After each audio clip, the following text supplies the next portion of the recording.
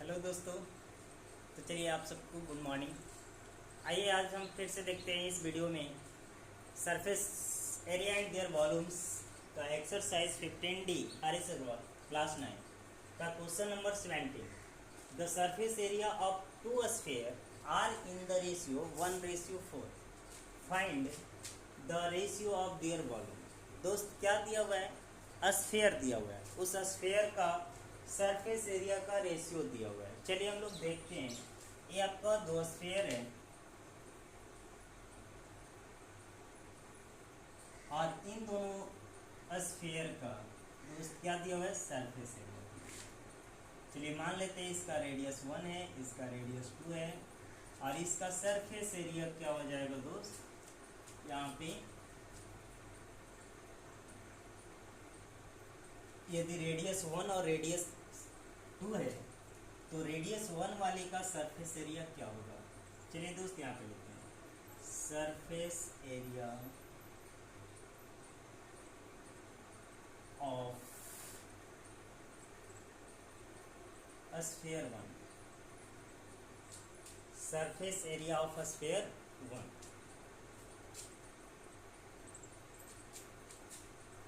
Ratio में दिया हुआ है by surface area of sphere 2।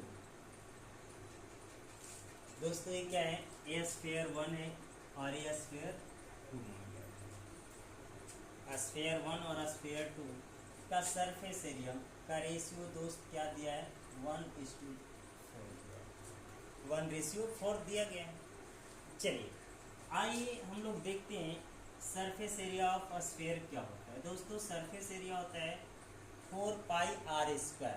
दोस्त हमने रेडियस को r1 मान रखा है, बाई में 4πr² का square is equal to ratio में हमें क्या दे रखा है दोस्त? 1/। दोस्त ये 4 से 4 कैंसिल होगा, पाई से पाई कैंसिल होगा, क्या बचेगा remaining? r1 to the square by r2 to the square is equal to 1/। देखते हैं दोस्त यहाँ से इस क्वेश्चन का जो r1 और r2 का वैल्यू है दोस्त वो क्या हो जाएगा? 1/4। और यहाँ पे देखते हैं ये आपका क्या है?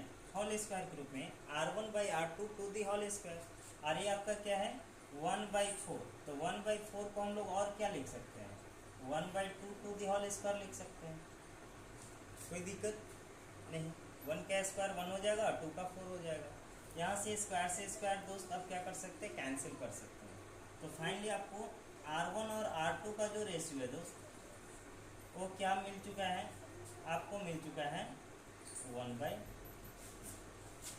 फाइनली हमें क्या पूछा गया? वॉल्यूम पूछा गया है। क्या पूछा गया है? V1 रेशियो V2 क्या होगा, यानी इन दोनों स्फीयर का वॉल्यूम का रेशियो क्या होगा। ठीक है, तो दोस्त आपको ये जानना जरूरी होगा कि वॉल्यूम हम लोग कैसे निकालते हैं।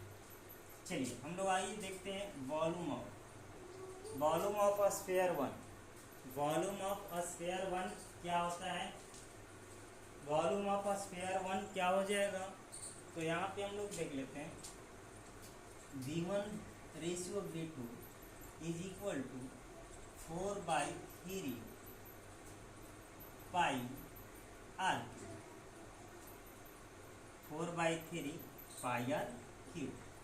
और दोस्त V2 के लिए क्या हो जाएगा? 4/3 पाई r2 टू दी क्यूब।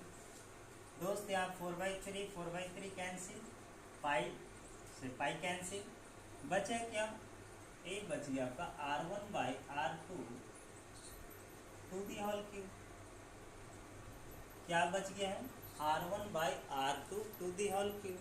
चलिए तो फाइनल आंसर जो मुझे मिलेगा, वॉल्यूम का जो रेशियो मिलेगा वो मिल जाएगा r1 और r2।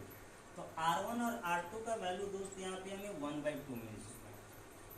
क्या मिल चुका है? 1/2। दैट मीन्स 1 का क्यूब 1 और 2 का cube 8। Therefore you can say that V1 ratio V2 is equal to 1/2।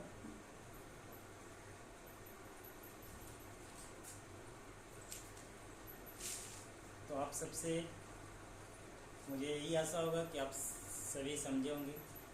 फिर से मैं उसी बात को रिपीट कर रहा हूँ। दोस्त, यदि आपको कहीं पे दिक्कत होता है तो आप कमेंट सेक्शन में ज़रूर लिखें, और यदि वीडियो को आप एक बार देखते हैं नहीं समझ में आता, आप पॉज करके उसको समझने का प्रयास करें, और जो बताया जा रहा है उस टर्म को आप पहले आपको फार्मूला याद करना होगा, फार्मूला को पुट करना होगा, कौन से सेक्शन दिया हुआ है उस सेक्शन को पुट करके हमें जो फाइंड करने की बात कहा जा रहा है उसको हम फाइंड करने का प्रयास करते हैं। आपको 100% इस लॉजिक पे आपको समझ में आ जाएगी। तो ठीक है, हम लोग मिलते हैं अगले क्लास में अगले क्वेश्चन के साथ। और दोस्त एक बात और, ये सब क्वेश्चन सारा आपका इंपॉर्टेंट क्वेश्चन है जो आप बार बार एग्जाम में रिपीट होते रहता है, चाहे वो आपका 8 का एग्जाम हो, 9 का एग्जाम हो, 10th का एग्जाम हो, कहीं कंपटीशन लेवल का एग्जाम हो, कंपटीशन आप दे रहे हैं उसमें, तो आप ध्यान देंगे ये सारे क्वेश्चन पे, काफ़ी इंपॉर्टेंट है। Thank you.